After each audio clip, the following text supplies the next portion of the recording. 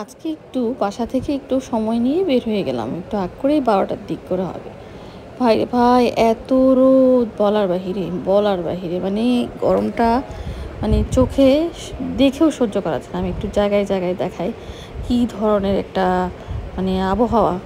মানে দেখে মনে হচ্ছে না যে বোধহয় খুব একটু আরাম বা ঠান্ডা রোদ। না, মোটেও না। এত মানে তাপ, হাতের চামড়া যেন ঝলসে যাচ্ছে আর গরমে মানে নিঃশ্বাস নিতে পারতেছিলাম না। মানে বাতাসটা নাকের কাছে আসলে যেন মনে হচ্ছে যেন কোথাও যেন মানে আমার শ্বাসটা বন্ধ হয়ে যাচ্ছে, এরকম একটা অবস্থা। তাহলে রিক্সাওয়ালা আমাদের কী অবস্থা একটু চিন্তা করুন তো। তো এটাই চিন্তা করতেছিলাম। আর এই সময় যদি অসুখ বিসুখ হয় তাহলে তার বললামই না। আর শরীরটা বেশ অসুস্থ, যার দরুন আমি ডাক্তারের কাছে যাচ্ছি, কিছুক্ষণ যাচ্ছি পরীক্ষা নিরীক্ষা করতে। মানে এই ছিল আমার ২ দিনের ব্লক। ২ দিনের মানে ব্লক নিয়ে আমি করেছি লাস্টের কিছু। তো দেখুন, এই যে আমার পায়ের দিকেও দেখাচ্ছিলাম রোদটার তাপে আমি প্রথমেই যখন রিক্সা খুলে বসতেছিলাম মানে বসতে পারতেছিলাম না। সিটে এত গরম ছিল, মানে মনে হচ্ছে না ছ্যাঁকা খাচ্ছিলাম। একটু ছায়ার দিকে আসলাম, মনে হচ্ছে যা পাক, মানে একটু বেঁচে গেলাম। না, তাও কিন্তু গরমটা ভেসে গা থেকে উঠতেছিল। তো যাচ্ছি আর উপরের দিকে তাকাচ্ছিলাম কখন এই আসলে মানে রোদটা কমবে। কিছু সময় একটু কম, পুরো আকাশ কিন্তু পরিষ্কার, আবার কিছু জায়গায় একদম মানে একদম কড়া করে রোদটা পড়তেছে। মোটামুটি এসে গেলাম কাছেই। এখন এটা হয়েছে নতুন লোকেশন অনুযায়ী কোন দিকে নামতে হবে সেটা আমি দেখতেছিলাম। তো নামার পর আসলে ডাক্তার ওই টাইমে আসছিল, দেখি আমি বের হব, ওনাকে দেখানোর জন্যে আসলে বের হয়েছিলাম। ২ দিন অলরেডি ওনার টাইমটা আমি মিস করেছিলাম। এই যে এক টুকরো ম্যাগ দেখা গেল, মানে কিছুটা কি বলবো, দেখতে মনে হচ্ছে যেন একটু শান্তি পেলাম, এরকম একটা অবস্থা আর কি। তো চলে এসেছি অলরেডি কাছেই। আর এটা আমি আগে কখনো আসি নাই, নতুন হওয়ার পর থেকে আসি আর কি। তো রাস্তাটা ওই সাইড থেকে ক্রস করে আসতে হবে। তো রাস্তা ক্রস করে আসতেছিলাম, এদিকে দেখতেছিলাম ইকোবানা। এই যে আমার বিয়ের আগে এখান থেকে ডালাগুলো কিনেছিলাম। তো মামা রিক্সা ফিরাতে মোটামুটি কাছেই। তো এই যে আমি সিঁড়ি দিয়ে উঠতেছিলাম, আসলে লিফট উঠি নাই, বেশ বড় প্লেসটা। আর এখনও অনেক মানে ইউনিট ভরা হয় না, এরকমই দেখতে বেশ ভাল লাগতেছিল। আমি ক্লাসের সামনে থেকে গিয়ে একটু দেখতেছিলাম ভিউটা, মানে উপর থেকে কেমন দেখা যায়। তো আর যেহেতু প্রথম আসছি তো এখানে মানে প্রথমেই এই জায়গায় ডাক্তারকেও দেখাচ্ছিলাম প্রথম। তো খুঁজতেছিলাম কোন সাইডে মানে ডাক্তার বসে। তো আমার বেশ কিছুক্ষণ বসার পর দেখানো হয়েও গেল আমার। এখন অবশ্য বের হয়ে যাব। তো প্রায় ১৫-২০ মিনিট না, আধা ঘন্টার মতো ছিলাম আর কি। তো আমি আসলে বের হয়েছিলাম আগে, আর ডাক্তার দেখানোর টাইমটা ছিল ৩টা সাড়ে ৩টার দিক করে। তো বের হতে হতে বিকেল হয়ে গেছে অলরেডি। আর এই যে মোটামুটি কি বলবো, এখন বের হয়ে আমার যেহেতু কাজ শেষ, কি করব চিন্তা করতেছিলাম। রাস্তার অপোজিটে গেলাম, রিক্সা নিতে হবে।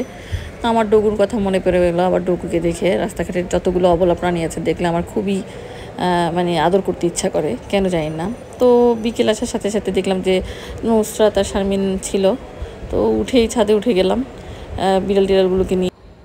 তো বেশ ভালো লাগতেছিল আসলে, গাছগুলো দেখতেছিলাম। দেখো কি সুন্দর মেহেদি পাতার কুড়িগুলো দেখতে এত সুন্দর লাগতেছিল। যতটা কাছে আমি জুম করে একটু দেখানোর চেষ্টা করতেছিলাম।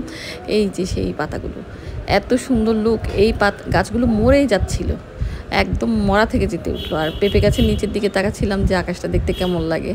কেমন একটা জানি গুমোট আবহাওয়া হয়েছিল, কিন্তু তখনও কিন্তু প্রচুর গরম। আসলে একদম মেঘনায় দিন চলে বিকেল হয়ে যায় না। আর একটা সুন্দর জিনিস আপনাদের সাথে দেখায়, এই যে ব্যাঙের ছাতা দেখতে এত ভালো লাগতেছিল চোখে, মানে মনে হচ্ছে যেন ওই যে আমি কোথায় যেন একবার আগের কথা মনে পড়ে গেল, বেড়াতে গিয়েছিলাম তখন ঠিক এরকম একটা ছাতা বানানো হয়েছিল। এটা আসলে মাশরুম, কিন্তু ওই ছাতাটা বানানো হয়েছে, আমরা ছোটোকাল থেকে বলি ব্যাঙের ছাতা। দেখতে ভালো লাগতেছিল, দুটো পাশাপাশি হয়েছে। বড়টা দেখতে একটু এরকম, আর ছোটোটা তো পাশে মাথা ভেঙেই ছিল। আমি কাছে গিয়ে দেখাচ্ছিলাম, নুসরাতকে বলছি দেখ কত সুন্দর দেখতে। আর এদিকে আমার বিড়ালগুলো কি করতেছিল, মারপিট লেগে গেছে। আর বিল্লুর একটা বন্ধু আছে, সে নিজে না খেয়ে বিল্লুর বন্ধুকে খাওয়ায়। তো দুটোই খুব সুন্দর করে মারপিট করতেছিল। আর দেখুন সন্ধ্যা হবে, আমি নিচে যাব, তো তার আগে আকাশটা দেখতে এত ভালো লাগতেছিল, কিন্তু কোনো দিকে একটু বাতাস লাগতেছিল না। দেখুন প্রত্যেকটা গাছ নড়ছে না। তো কখন একটু ঝড় বৃষ্টি হবে, জোরে একটা বাতাস হবে, মাঝে মধ্যে আমার এরকম একটা মানে ইচ্ছা করে যে যদি একটা জোরে বাতাস হতো ভালোই লাগতো। আর এদিকে বিড়ালগুলোকে নিয়ে দৌড়াদৌড়ি করতেছিল। তো আজান দিলে আমরা নিচে নেমে যাব। তো সন্ধ্যা হয়ে গেল অলরেডি, নিচে নেমে গেলাম। আর এদিকে সবাই কী খাবো করতেছিলাম, একদম কচলিয়ে একদম মুড়ি ভাজা বলতেছি, চানাচুর মাখানো খেলাম একদম, লেবু দিয়ে আদা দিয়ে সব কিছুই মাখালো, মানে একদম ঝাল ঝাল করে খেতে ইচ্ছা করলো। তার আধা ঘন্টা পরে আবার খেলাম আমের ভর্তা। শারমিনকে বললাম যে ভর্তা বানা, খেতে বেশ ভাল লাগবে ওরকম করেই। তো সেই অলরেডি কুচানো শুরু করে দিল। বললাম বানাবো আমি, ওকে কুচিয়ে দিতে বললাম। তো এটা আমাদের গাছের আম, তো যে কটাই ছিল একটু পাকা পাকা ভাব এসে গিয়েছিল। খুব মানে এবারে খুব কম আম আমরা পেয়েছি, আসলে গাছে আমই ছিল না, আশেপাশে মানুষ নিয়ে ফেলেছিল। তো আমি বললাম যে যখন যেহেতু নিজেদের গাছের একটা হলো, শখ করে একটু কুচিয়ে খাই, চলো সবাই মিলে ভাগাভাগি করে খাবো। তো অলরেডি ও নিয়ে যখন কুচিয়ে দিল, তারপর আমি এই যে মরিচ নিলাম, তারপরে গুঁড়া মরিচ একটু দিয়েছিলাম, একটু লবণ, একটু চিনি, তারপর তো একদম কচলিয়ে মাখবো। তো মাখাটা দেখাবো।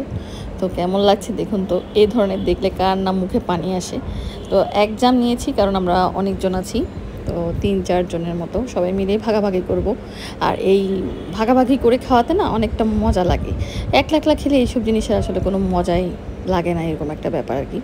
তো একদম শারমিনকে দিলাম ভালো মতো কষলা, আমি সব কিছু নুন লবণ পরিমাণ মতো দিয়ে দিয়েছি।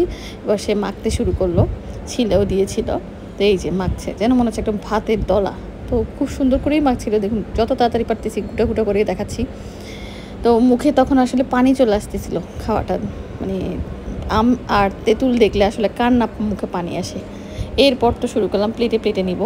এই যে ও দেখাচ্ছিল বারবার যে দেখেন কীরকম লাগতেছে, একটু খেয়ে দেখেন। তো আমি আর একটু লবণ দিলাম, কারণ লবণটা দিলে একদম টকটা কেটে যাবে, এরকম একটা ব্যাপার। আর একটু চিনি দিলাম যাতে দুটোটা ব্যালেন্স হয়। আর অনেকে অনেক সময় তেঁতুল দেয়, আসলে তেঁতুল দিলেও আরও টক হয়ে যাবে, হয়তো স্বাদটা লাগবে। এই যে দেখুন, বলছি না এখনই আমার কিন্তু টক মুখ দিয়ে পানি পড়তেছে। তো এই যে খুব সুন্দর মাখা হয়ে গেছে, এখন সবার প্লেটে প্লেটে নিব। তো একটু করে আমি ইবাদের জন্য রাখলাম, দেখছি সে মুখের কাছেই নিল না। তো এখন আমরা সবাই খাচ্ছিলাম, আর আহ আহ টক এরকম একটা ভাব হচ্ছিল আর কি সবার। আর শারমিন তো এক জাম যেন ভাত খাচ্ছিল আর কি। আর নুসরাত তো নিয়ে একটু একটু করে, তারটাতে অবশ্য লবণ মরিচ মাখানো নাই। তো এই যে বড়াটা শাকে দিলাম যে খাও, ভালো করে খাও। আর আমারটা আমি একটু একটু করে খাচ্ছি আর মুখে স্বাদ নিচ্ছি। আমার আবার একটু ঝাল দিলে খেতে পারি না। তো সেদিন বিকেলটা এখানে শেষ। এরপরের দিন হঠাৎ করেই শুনলাম যে ভিটামিন এ ক্যাপসুল খাওয়ানো হচ্ছিল। তো হঠাৎ কয়টা বাজতেছিল তখন জানি, দুপুর 12টা হবে, 12টা কি 1টা। সাথে সাথে ইবাদকে নিয়ে বেরিয়ে পড়লাম যে ওর ভিটামিন এ ক্যাপসুলটা খাওয়াতে হবে। তো যেই যাওয়া কাজও শুরু করলাম, খাওয়ানোর সময় তো আর ভিডিও করলাম না, তার এতই গরম লাগতেছিল। আর এই হলো সিটি কর্পোরেশন অফিস, যেখানে মানে ইবাদকে ভিটামিন এ ক্যাপসুল খাওয়ানো হয়েছিল। তো এরপর বাসে চলে গেলাম রেস্ট নিয়ে, আবার সে পরীক্ষা করব কোথায়, সে কাছেই চলে গেলাম। আবার সন্ধ্যাবেলায় ইবাদকে নিয়ে সব বের হয়ে পড়লাম ওর বাবাকে শুধু নিয়ে, যে কোথায় পরীক্ষা নিরীক্ষাগুলো করা যায়। খোঁজ নিচ্ছিলাম, কিছু কিছু পরীক্ষা আসলে একদম কোথাও পাওয়া যাচ্ছিল না, এরকম একটা অবস্থা। তো ওখানে অ্যাকোয়ারিয়াম ছিল, দেখতে খুব মজা করতেছিল ইবাদ, আমারও খুব বেশ ভালো লাগতেছিল ইগনিসিনের এই পরিবেশটা। তো যেহেতু ছিল, আর এদিক দিয়ে দেখাচ্ছিলাম সন্ধ্যাবেলা একদম কি গুমোট আবহাওয়া হয়ে আছে। তো আজকের ব্লগটা এখানে শেষ করতেছি। সবাই আমার জন্য দোয়া করবেন, সবাই ভালো থাকবেন, সুস্থ থাকবেন। আল্লাহ হাফেজ।